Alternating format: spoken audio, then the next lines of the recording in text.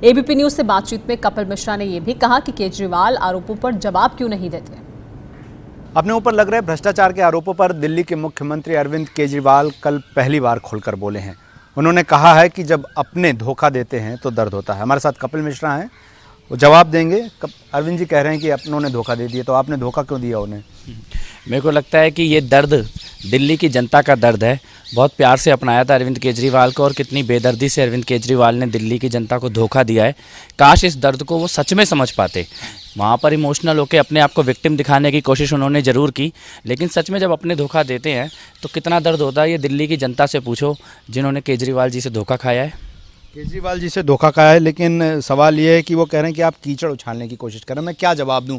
बेबुनियाद आरोप आप लगा रहे हैं, क्यों लगा रहे हैं? देखिए, कल ना वो हवाला और काले धन के बारे में बोले, ना अपने सगे संबंधियों के भ्रष्टाचार के बारे में बोले, ना विदेश यात्राओं के बारे में बोले, किसी एक भी सवाल के जवाब में नहीं बोले। और ये नए ज़माने के केजरीवाल हैं।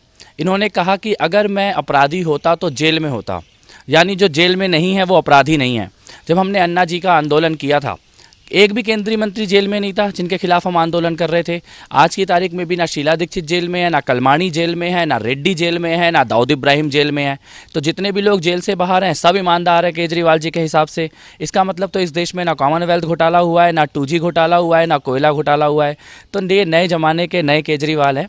जो जेल के बाहर है वो सब ईमानदार हैं, और इसीलिए केजरीवाल भी ईमानदार हैं।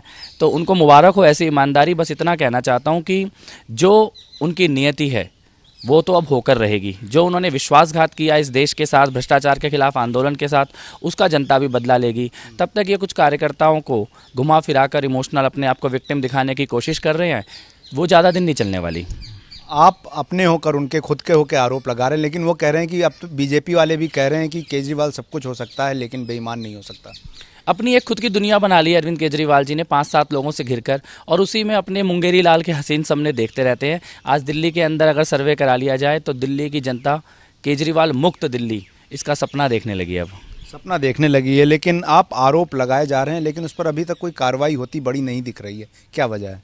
अगर विभव कुमार को एंटी करप्शन ब्यूरो बुला ले तो ये एक बहुत बड़ी कार्रवाई है, क्योंकि विभव मतलब अरविंद केजरीवाल। अगर बंसल परिवार के ऊपर छापे पड़ने लगे उनकी कंपनियों के ऊपर, तो ये एक बहुत बड़ी कार्रवाई है, क्योंकि उनके सगे संबंधियों पर छापे पड़ रहे हैं।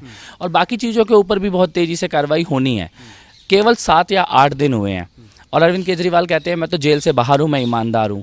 मेरे को लगता है बहुत मंझे हुए अपराधी की तरह व्यवहार करने लगे अरविंद केजरीवाल जी। तो क्या आपके सवालों का जवाब कुछ मिला अरविंद केजरीवाल जब कल बोले? आप बताइए, दिया उन्होंने जवाब? आप बताइए, आपको क्या लगा? मेरे को तो ना मैंने उन्हें हवाला के बारे में बोलते हुए सुना, ना काले धन के बारे में बोलते हुए सुना, ना उन्होंने अपने कार्यकर्ताओं को ये बताया कि मुकेश कुमार का नाम उन्होंने झूठी तौर पे क्यों बताया, हेम प्रकाश का नाम क्यों छुपाया, ना उन्होंने बंसल परिवार के भ्रष्टाचार के बारे में कुछ बोला।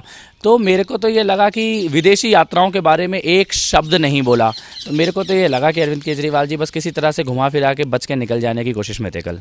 तो कपिल मिश्रा का कहना है कि अगर केजरीवाल को जवाब देना होता तो शायद वो उन आरोपों पर बात करते जो उन पर लगातार लगाए जा रहे हैं, लेकिन उन्होंने अपनी एक अलग दुनिया बना ली है, वो उसी में घिरे रहते हैं और उसी दुनिया में जवाब देते हैं। ऐसे में उनसे उम्मीद रखता हूं कि वो जल्द से जल्द इन सारे आरोपों का जवाब जरूर देंगे।